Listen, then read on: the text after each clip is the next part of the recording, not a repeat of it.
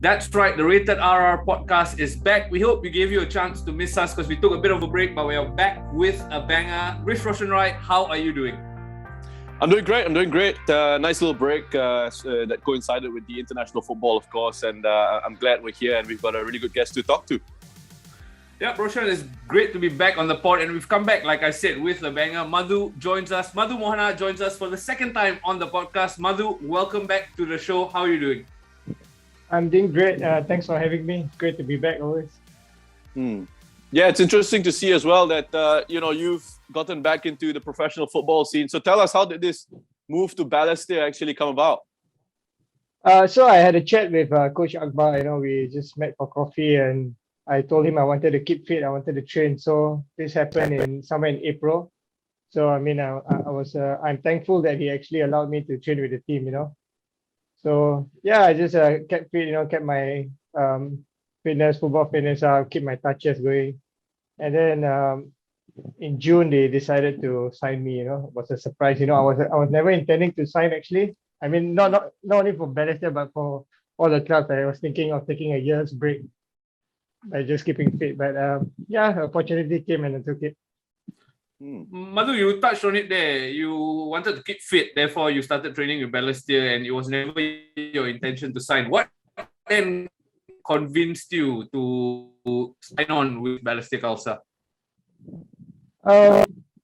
I think I've known Akbar since Tampines days, right? And I think I worked well with him.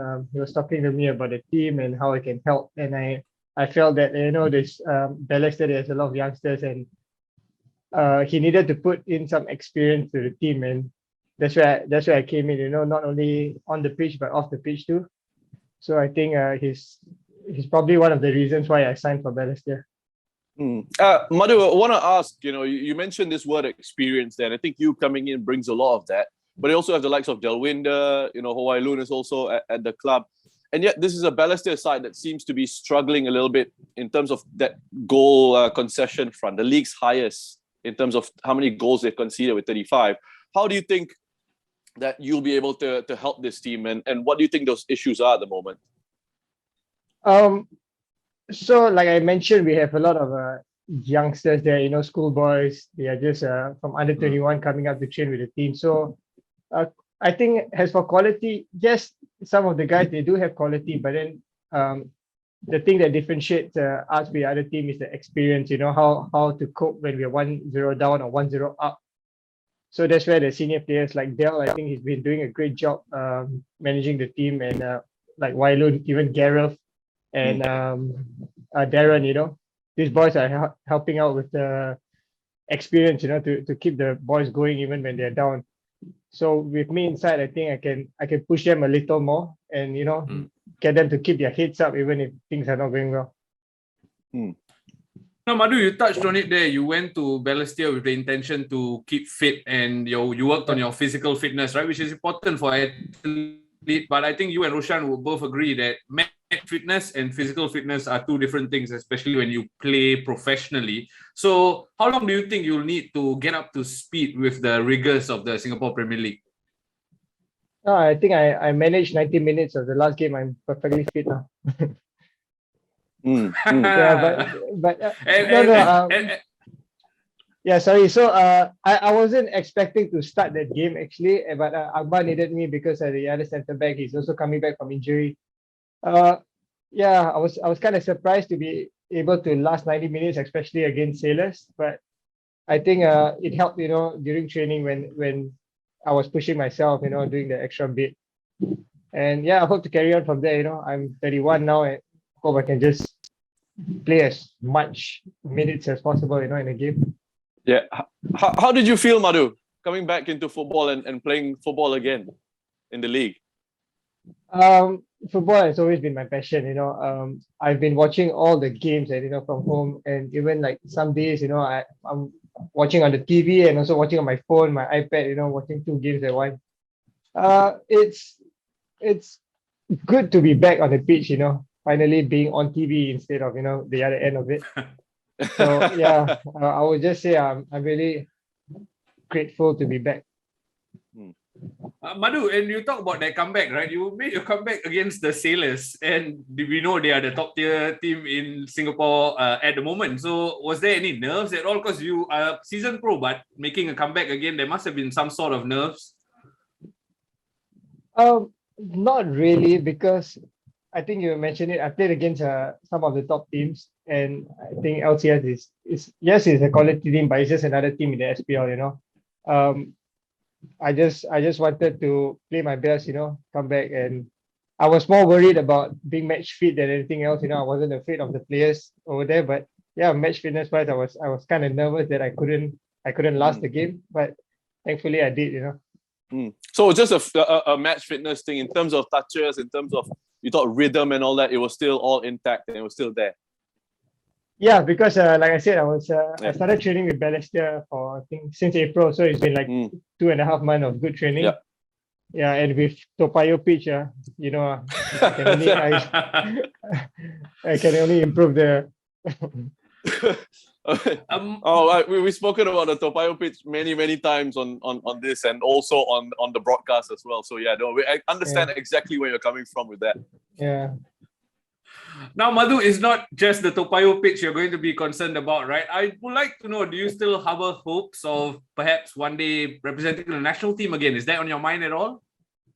Yeah, of course. I mean, I'm back now, and I think my main goal, is to do well, help the team do well, perform well, and make it back to the team. Now we have a new coach there as well. Let's hope he sees something in me and calls me back. It's always a dream for any player to be part of the national team. Yeah, Madhu, we've covered a little bit of your current situation, how you got back into it. I think we want to sort of get into the mind of what happened in the past, and I think a lot of our listeners actually would like to know more about that story and that relationship and how it ended between you and Tampines, because it didn't seem to end all that well. So yeah, Tampines, yeah. 5 years there, yeah. And I don't know, at the end of the season, I think things weren't going well in the club. Maybe not football, but other things, financial part, and who knows what, And I was given a co-treatment right there, I was trying to ask them like why, what's wrong, why you guys not renewing and all, but I didn't get an answer until today. Oh, wow. So I'll leave it to that lah. So yeah, I still don't have an answer from them. Sorry, Madhu, I have to ask at this point, right? You've been fairly vocal and quite cryptic with your social media activity in terms of mentioning that you've not been valued, which is exactly what you said. My question then is, were your conversations with Gavin or were they with higher ups in the club? And who do you think undervalued you in that sense? I think it was the higher up that had a part to play in this. But like I said, when I speak to them, they didn't give me any answer. It's always a waiting game. So and I actually received a text later on in the year saying saying that they won't be renewing me. Yeah, but at least you received a text. I remember like years ago at Home United, 2012, end of the 2012 season, no text, no nothing. I just saw my name on the release list in the newspapers. So that's sometimes how it goes, right? That's something that's absolutely ridiculous at times. Did it come as a sort of a shock to you, the whole situation, or did you expect that you weren't going to be staying at the Stags? I expected that they're going to release me, but then again, I was shocked that they didn't give me any reason why, with me actually pushing and asking them, I still didn't get any answer. So in that time, right, when you start to sort of get a sense, were there other offers? Were you seeking out any other opportunities? Actually, I didn't talk to any club until I received the text. Yeah, so I was talking to a few clubs, and and then again, all this pay cut stuff, and I decided to just do my own stuff. Madhu, we've heard about the Temporaries side of things. I have to ask this because mental health is a huge thing now. And yes, on the front, you look like you're handling it okay because you got various different projects going on. But mentally, how did you cope with that fall from grace, being a national team defender to being clubless in 2022? Honestly, I think I was doing my studies still. I was attached to companies doing my internship. So I kept myself occupied. But I think the social media part of it was people are talking about me being clubless and all. It didn't really affect me, but it brought light to my life, like people are there actually talking. And for me, it's like I was just focusing on myself. I was doing my own things, at that point I was still like running and keeping fit, hoping to get a club. But on the other side of thing, I thought like, hey, I have this free time, so much free time, might as well I start something, do something. Yeah. Yeah, I mean, it's interesting to sort of see that little bit of a transition that you took, and following you on social media, and we're all aware of what you've been doing. We'll come back to that in a bit, but we've also seen over the years players who are of a national team caliber, or players who had that reputation, sort of slip away and go away from football, and you don't really maybe hear from them much as well. I mean, the likes of Afiq Yunus and Isdin as well, are a couple of other players who had national team pedigree or were involved with the national team at some point. They're also sort of clubless now. Is that just coming with something that comes with the territory? Is just part of being a professional footballer? Yeah, the insecurity of the job is it's a sad thing, in Singapore football. You can be 1 minute you can be playing for a national team, and next minute you go clubless, or you have to take a big pay cut. And I think it's no big secret that there's only one club in Singapore that's able to actually pay players well. And every year the budget is dropping and dropping and dropping. And for me, I just took the stand, I didn't want to take another pay cut anymore. So I just said no to everything. And I hope players do realize that, if they are worth this much, they should get this much, and not, being underpaid. And players got to wake up their ideas, because I've seen and I know players who sign for very little amount because they think they got nothing better to do. Yeah, and it's a sad thing, and it has to stop. It has to stop in Singapore football. I'm there's a smile on my face, and I'm nodding here because this is something that has happened for years and years and years now, right? Where you've heard stories about players just not understanding and not appreciating their value, or not getting the help that they need to, go into negotiations, and try and sometimes there are situations where players are perhaps intimidated by people in the negotiations, and they're just ready to accept whatever's put forward at them. So this is something for a bigger conversation to have. I know there's been discussions previously about players' union and whatnot, and nothing really sort of came to it. Yeah, but I think this is a conversation for another time. But yeah, it's a massive talking point. It's a big issue that needs to be addressed. So Madhu, Roshan touched on it there, the players' union being mooted and possibly never taking flight, right? But do you think at the FA level or at a association level, more can be done to protect players from slipping through the cracks? I hope there will be something done, but it looks like the budget is coming from not even FA, it's Sports SG, and there's so many layers up there. So end of the day, the clubs will always have a say, and how much they want to pay the players. But like I said, the players should actually understand that if they are underpaid, say no. Because we can go on talking about the clubs, talking about the FA and everyone else, but if the players accept a $200 salary, it's on the player as well. It's bad. Yeah. So like I said, it has to stop, and it has to stop from the players.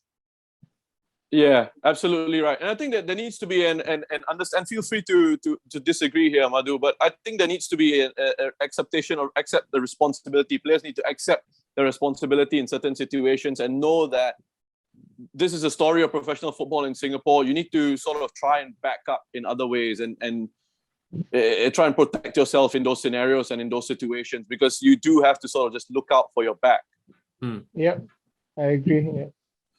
Madhu, just very quickly, I have to ask, we've seen Baihaki evolve into a role into the FA. I know you got plenty going on, but in the future, is that even in your mind to maybe champion the cause we are speaking about at length here?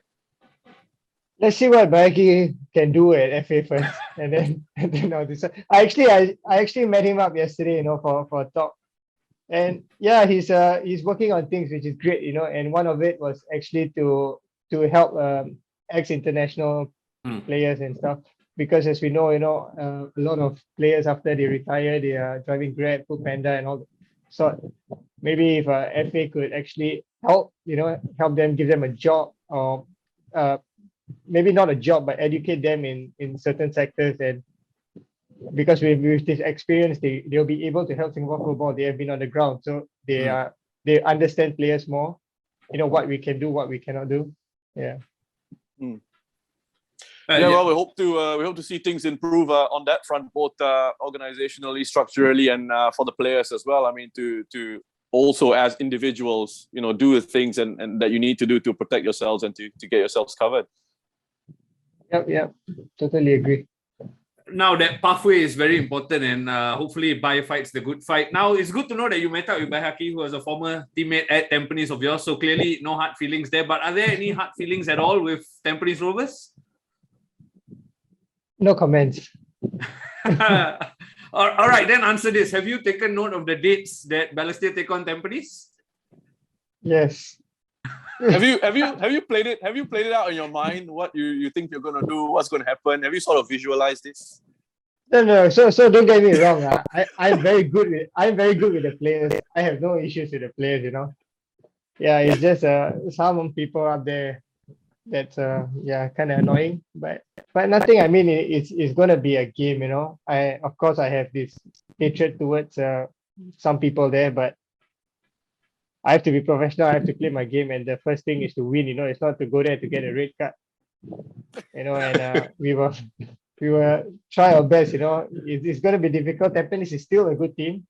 The players still can play, and Gavin is still doing a good job from what I hear. Yeah, I think till today I can say he's been a really very good coach. Tactically, and every day we have meeting and all. He's one of those coaches who really prepare the team. And I think the boys are in good hands. I mean, in the coaching back and the backroom stuff. Yeah, they have a good side there. Anything other than that, I don't think so. Just the note to take for listeners is 9th July, 5:30 p.m. I believe at the Toa Payoh Stadium, Balestier Khalsa take on Tampines Rovers. If you don't have a ticket for that, I think Madhu just bigged it up enough. Get yourself down to the stadium. All right, Madhu, let's move it on slightly, right? If you were in shock about how things ended at Tampines, you didn't show it at all because straight away you kept yourself busy. You said you had time on your hands, and you launched Match Shades to start with. How did that come about? Okay, so I had nothing really better to do, so I went looking for. I went looking for. Don't things, say like that, lah. Playing it down. Like that's why.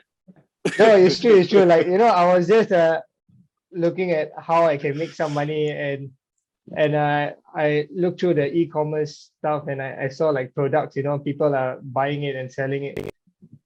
So and I thought about it, like what is something that everyone wears, and then I came about finding a sunglass, and then how like there's a millions of sunglasses, right, being sold everywhere, and also how can I be unique? So what I did was I tried to find an eco-friendly sunglass, which is the whole temple is actually made of bamboo wood. So I just wanted to go on the path of being eco-friendly and doing something to save the planet.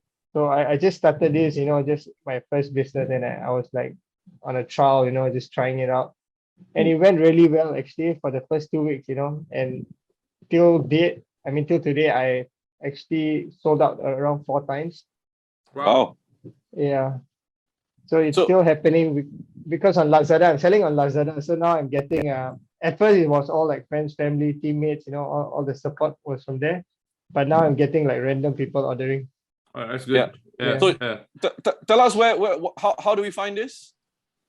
You can look up, I'm on IG, Facebook, but you can also order from Lazada. That's the best way to get it. Mad Shades, And one thing he didn't hype up there. I know the temple is made of bamboo, but those cases you provide them in are also class, and I assume they're also made of bamboo. Roshan bought a pair. Yes, I did, and I like them. They came with me to Europe, and I enjoyed them very much.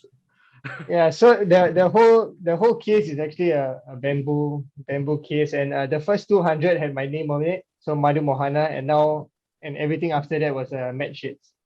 So I was using my personal name to brand it at the start. Oh, nice.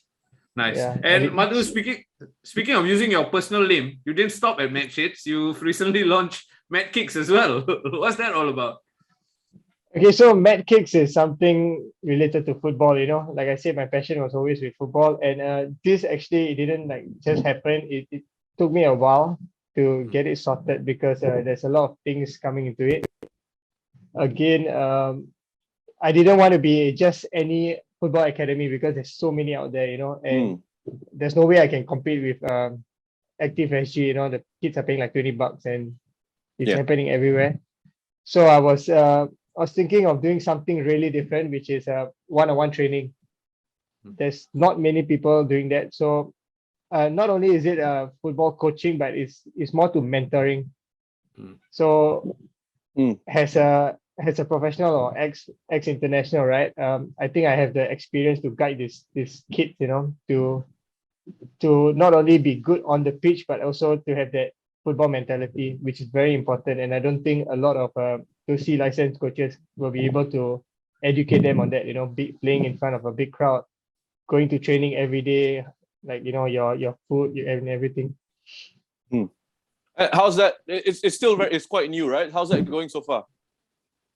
I have a lot of inquiries, really a lot Very of good. inquiries. So I have my admin staff who takes care of all that.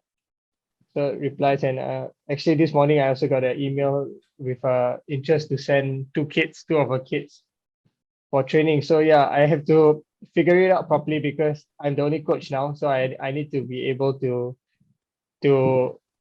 manage my time well. And now that I'm training with Balestier, I didn't want anything to like this to affect any training of Balestier. So I try to coach them after my Balestier training, because Balestier we usually train in the morning. So after that I go for my coaching and I still have a bit of rest in the afternoon throughout. Yeah. So and I've also like one thing I took in mind is what happens if I scale. I cannot be the only guy coaching like 20-30 kids. So I've actually spoken to ex-internationals like Fazrul, Sharil, Baihaki, even Amri, and telling them like, hey, I'm starting this new thing. Will you be interested? It's you just have to coach one kid and then just bring them up, depending on what are the packages they sign up for. They all seem interested. They all seem happy to come on board, and I'm really glad like they are, because I think it's a way to give back to these international players, because they are not being taken care of. I mean, as we speak right now, so it's good that I can provide them a job in the future if it comes to that. Well, that's another avenue for them, right? That's something that we touched on as well. I mean, I don't think anyone sort of owes you anything. You got to build your and work your own way, especially if you're not coming. So these are avenues like that. Madhu, it was great to touch on your businesses there. It's going to be fascinating to see actually how you sort of balance, being back in the professional football scene and Mad Kicks and Mad Shades and how it all sort of comes together. But I'm really, really happy to hear that things are going well so far and they're opening up doors and opportunities. There's another thing that I kind of am quite interested in is the fact that you're pursuing higher education as well. So why don't you tell us about, this diploma you recently completed and what your plans are moving forward on that side of things? Okay, so I started my diploma, I think last year, June or something. So it's a 1-year diploma at International Sports Academy. So I think Faizul, the sports scientist in the national team, he works. I mean, he lectures there as well. So he got some of the players. So my classmates were kind of fun because I had Amri, Sharil, Fazrul, Raihan. It was kind of crazy, having them as my classmate. But end up, we all got our diploma. We all graduated. Nice. We kind of help each other and stuff. So that's good because I think even for Sharil, I think he's 37, 38 getting his diploma. That's a really good thing, it might help him in the future. But for me, I think I've learned a lot from it. It's not only about the cert, but it's what I learned from it that actually got me started on my Mad Shades and my Mad Kicks, because I applied what I learned, from there to my businesses. So I did pretty well for my diploma, and I was given a full scholarship for my degree. Wow, nice. Yeah. So I'm gonna probably going to take it up, and that starts in September. And what is that degree in? Do you mind telling us? Sports marketing. Oh wow. Yeah. Yeah. So I have like Madhu, I have a lot of sorry, after you. yeah. After I have you. a lot of interest in sports marketing, any sort of marketing. You can see like, all the videos on Madcakes, Matches, everything it's just me, I'm the one editing the videos and thinking when to post, boosting and stuff. So I think this will help me in the long run to learn more. Yeah. Yeah, I think it'll certainly leave you in good stead for the long run. Madhu, it's fascinating listening to you talking about applying what you learn and all that. Where does this appetite come from, man? Is it just innate? Have you always been like this, or do you think you've hit a different zone once you pass 30 or something like that? I don't think it's about the age, because what happened was when I didn't have a club, that's where everything started. I had time, and I think it's a blessing in disguise, because when I had nothing, I started thinking and like, hey, what can I do next? What can I do next? I was into all kinds of things, crypto and stocks and everything. So I was learning my way through things, and I had chats with like some players, and I told them, I said, hey, look, we have a lot of time actually, because soccer players, we train once or twice a day. And for the past 13 years, right, I was just doing, I can't say the word. Yeah, I was doing nothing, basically. You can. So yeah, but I was really doing nothing. I was like training, going back and sleep, and at night when I was 18, 19, where I'll be. So At the library. Yes, of course. Reading up. So and then waking up late, and just wasting my time, because at that point I thought like, hey, football, I'm secured my whole life. But when I didn't get the job, then I didn't have a club, and I did so many things, and I was kind of surprised also. And I'm trying to get players to understand that you have time now. We really have time, because my partner in Mad Kids, he works in a corporate life. He doesn't have much time, he works office life. And when I ask him to get things done, I'm like, hey, what are you doing? Why are you so busy? He's like, I'm working, man. What the hell, So, yeah. So yeah, that's that. And yeah, I hope players do, like, maybe not at my age. I'm 31 and I started thinking about all this, but players, especially younger players, they should start thinking already, like doing their own things. Yeah. Yep, absolutely. Very good advice. Footballers have a lot of time on their hands to work on a few things, and don't waste all that time. Don't waste all that time. Either use it to like improve yourself, train extra on the pitch, or do it and go and get like some kind of educational qualification, or open up a side business or whatever. Great advice from Madhu, and something that a few of us have been saying over the last few years as well. So it's nice that Madhu is supporting that. I think we're coming towards the end of the show, right, Roshan? You got a couple of other questions? Yep, just wrapping things up, and we're going to bring it back to football slightly. Madhu, I just have to ask, this return to pro football, was it a sense of unfinished business that drove you to join the Tigers? Unfinished business. Not really, because I just wanted to play. I think it's passion, And given the opportunity by Balestier, I thought, yeah, I should take it. I wanna play again, I still got a few good years in me. And yeah, I want to prove to myself and everyone else that, I'm 31, I'm 6 months out without club. I didn't give up, and I will try to make it back to the national team. Yeah, so you, earlier in the chat, you mentioned that you were planning on taking a year off the game. So you were eventually thinking about a comeback. Is that right? Yes, actually. So because a lot of people ask me whether I'm retired, I didn't give an answer. I always said, I don't know. But in my head was, I wanted this time, because I was playing for like 13 years, right? I wanted this time to just take a break and explore new things, do my own thing, but at the same time keeping fit.